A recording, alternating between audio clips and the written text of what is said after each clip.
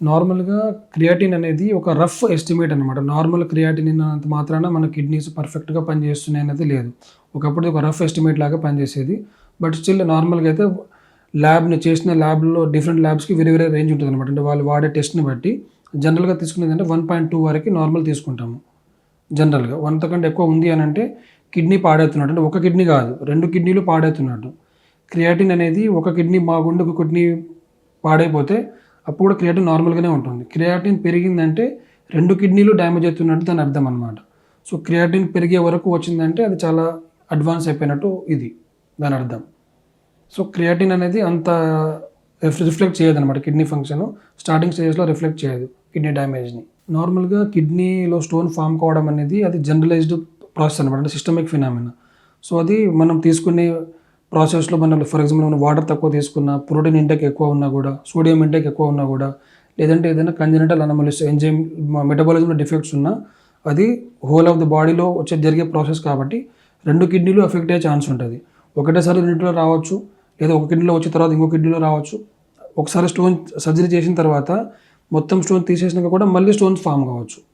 So, అట్లా మళ్ళీ stones form కాకుండా ఉండాలంటే మళ్ళీ స్టోన్స్ ఫార్మ్ అయ్యే పేషెంట్లలో మెటబాలిక్ ఎవాల్యుయేషన్ ఒక వర్కప్ ఉంటుందన్నమాట. అది స్టోన్ సర్జరీ తర్వాత బ్లడ్ అండ్ యూరిన్ టెస్ట్‌లు కలిపి చేస్తాము. ఒక 24 అవర్స్ వరకు యూరిన్ కలెక్ట్ చేసి దాన్ని టెస్ట్ చేస్తే మనకి ఏదో ప్రాబ్లమ్ తెలుస్తుంది. అసలు ఏంటిది? ఎందుకు ఫార్మ్ అవుతుంది? దానివల్ల మనం ఏమైనా మోడిఫై చేయవచ్చా? దానికి మందులు ఉన్నాయి. ఫుడ్ మోడిఫై చేసుకోవడం. వీటి వల్ల మనం మళ్ళీ స్టోన్ ఫార్మ్ అయ్యే అవకాశాన్ని తగ్గించుకోవచ్చు 50% వరకు. ఇప్పుడు మామూలుగా ఏంటంటే స్టోన్ ఫార్మేషన్ జనరల్‌గా సమ్మర్ వాటిలలో ఎక్కువ వస్తుందన్నమాట. హాట్ వెదర్‌లో ఉన్నప్పుడు స్టోన్ ఫార్మేషన్ ఎక్కువ అవుతున్నట్టు అనిపిస్తుందన్నమాట. యాక్చువల్లీ స్టోన్ ఫార్మ్ కాకుండా ఉండాలంటే నార్మల్‌గా మనకందరూ చెప్పేదేంటంటే వాటర్ బాగా తీసుకోవాలంటారు కానీ ఎంత అనేది తెలియదు జనరల్‌గా.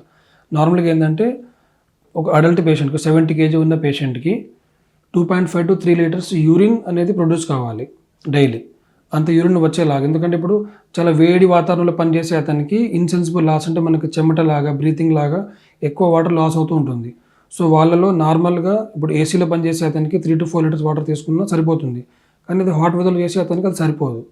సో, అల్టిమేట్‌లీ వాటర్ ఇంటేక్ కంటే కూడా ఎగ్జాక్ట్ మెజర్‌మెంట్ మనం స్టోన్ తగ్గించుకోవాలనుకుంటే అప్పుడు మన యూరిన్ ప్రొడక్షన్ అనేది 2.5-3 లీటర్స్ పర్ డే రావాలి. అప్పుడే ఆ చిన్న స్టోన్ ఫార్మ్ ఏది ఉన్నా కూడా ఈ ఫ్లో వల్ల అది కరిగి వెళ్ళిపోతుందన్నమాట అది. యూరిన్ ప్రొడక్షన్ మీద ఎక్కువ కాన్సంట్రేట్ చేయాలి. రాదర్ దాన్ ఓన్లీ ఇంటేక్ తీసుకుంటే అయిపోతుంది అనేది కాకుండా యూరిన్ అలా వస్తే అయిపోతుంది అదొకటి.